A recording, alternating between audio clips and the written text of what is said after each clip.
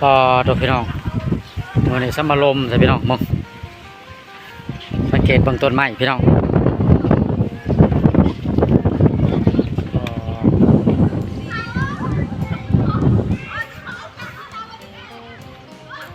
มือนี้แห้งลมพี่น้องเนาะขอกลับทักทายสบายดีพี่น้อง FC การชมสนุกคนมักไม้เบิดสุขุสุคนพี่น้องเนาะวันนี้บรรยากาศอยู่ที่โรงเรียนมส.พลม่วงพวกเราอากาศหนาวพี่น้องเนาะและก็พร้อมด้วยบวกกับสายลมพัดแห้งๆพี่น้องลมมื้อนี้ตอนนี้บ่าวก็กำลังเตรียมที่ขึ้นห้องสอนพี่น้องเนาะก็เลยนำเอาบรรยากาศมาให้พี่น้องเบิ่งเนาะมื้อนี้ทั้งสายลมทั้งแดดกับมีลมก็แห้งพี่น้องเนาะที่ว่าก้าวเข้าสู่ระยะฤดูหนาวเป็นที่เหียบห้อยพี่น้องเนาะที่ว่าชาวไร่ชาวนาเฮาส่วนหนึ่งก็แล้วให้แล้วนาแล้วพี่น้องเนาะตัวไรก็ตัวน้อยก็ยังเอางั้นยังบ่ทันได้แล้วพี่น้องเนาะพี่น้องเบิ่งบรรยากาศเพิ่นพากันซ้อมศิลปะพี่น้องเนาะงานศิลปะก็บ่ได้ขาดพี่น้องเนาะพักผ่อนแล้วก็พากันมาซ้อมเลยครับพี่น้องเบิ่งรุ่นจิ๋วพี่น้องเนาะซ้อมไว้พี่น้องเนาะศิลปะวรรณคดีเคียงคู่กับการศึกษาพี่น้องเนาะเฮามีศิลปะวรรณคดีเฮาแสดงออกกาเป็นแบบอย่างที่ดีพี่น้องเนาะเฮามีความสามารถมีความกล้าหาญกล้าแสดงออกในอนาคตเจริญรุ่งเรืองแน่นอนพี่น้องเนาะคือดังที่เฮาฮู้นำกันแหละยุคสมัยคุมื้อนี้เฮาสามารถเฮ็ดโซเชียลหาเงินได้พี่น้องเนาะคือคนเราว่าเงินในอากาศนั่นแหละพี่น้องขอที่เพียงแต่ว่าเฮามีความมุ่งมั่นมีความตั้งใจมีความสามารถกล้าเว้ากล้าแสดงออกในสิ่งที่ดีงามเผยแพร่ให้ชาวโลกให้เจ้าเห็นพี่น้องเนาะก็ถือว่าสามารถ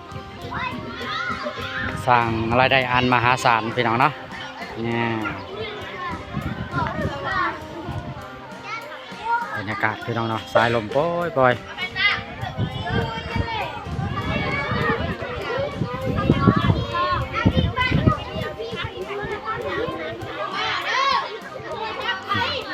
ชีวิตเด็กน้อยพี่น้องเอ้ยเด็กนักเรียนม.ต้น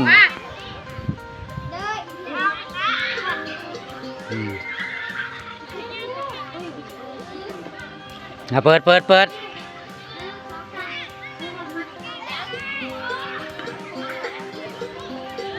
สมนักเสียขาวนอนกับมี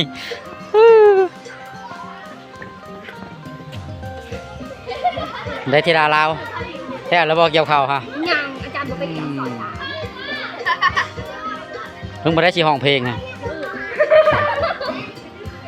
ทีดาลาวคือได้ไปน้องซ้ำนี่แหละ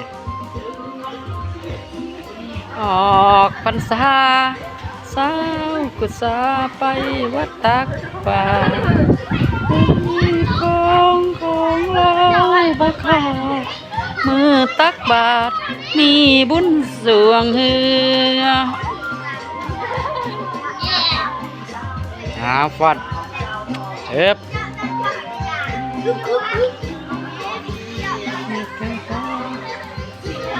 ด็กน้อยน้องเอ้ยอนาคตความสดใสอันนี้แหละคืออนาคตของศาสตร์เด็กน้อยสาวหนุ่มวัยหนุ่มมุ่งมั่นใส่การศึกษาศิลปะแห่งงานต่างๆพี่น้องๆที่ว่าเจริญแน่นอน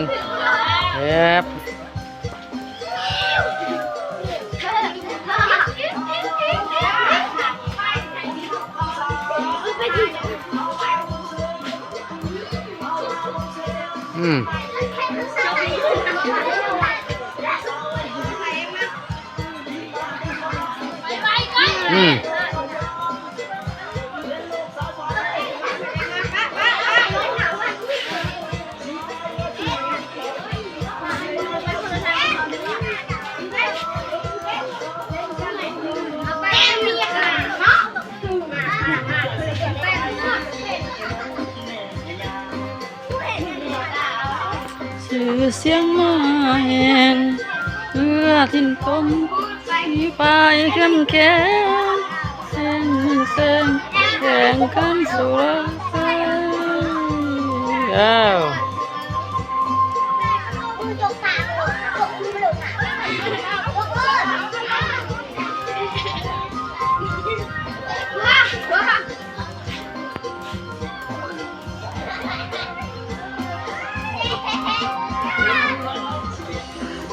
เฮ็ดตะม่วนเนาะพี่น้องเนาะ เฮ็ดไม่ละเกิดฮอดสมัยเขาเป็นเด็กน้อยเฮาก็ได้คันได้มาโรงเรียนได้ก็ม่วนแล้วพี่น้องคันได้ขาดโรงเรียนมื้อใดก็โอ้ย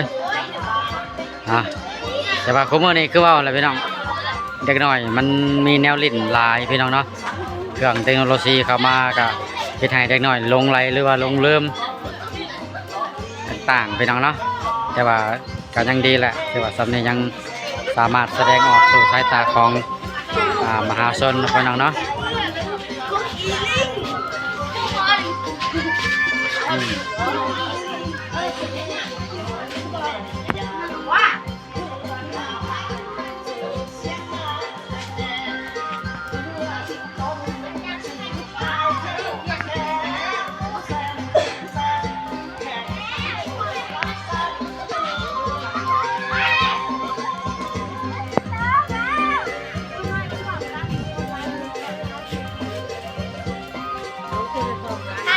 ทูเลยค่ะ ข้าวจบโอเคพอดีเป็นตะแพงพอดีเป็นตะแพงพอดีเป็นตะเบิงพี่น้องเนาะตะหมูตะมีอยู่นี่แหละพี่น้องเนาะเพิ่นว่าบ้านประเทศชาติจะเจริญรุ่งเรืองก็ย้อนเด็กน้อยสาวหนุ่มวัยหนุ่มใส่ใจต่อการศึกษาแหละพี่น้องประเทศชาติก็ขึ้นกับเด็กน้อยอะไรของหมู่นี่พี่น้องเนาะคันเด็กน้อยลงไหลไฟฟันนำแต่สิ่งที่บ่ดีประเทศชาติก็ล่มจมคือเพิ่นเว้าแหละศาสตร์จะก้าวหน้าอาศัยเพิ่งคนดีเพิ่นเว้าเนาะศาสตร์จะเรื่องของสีเพิ่งผู้มีความรู้ประชาชนปัญญาปูเวียงวังสิเป็นป่าแม่นความเบิดนั่นแหละพี่น้อง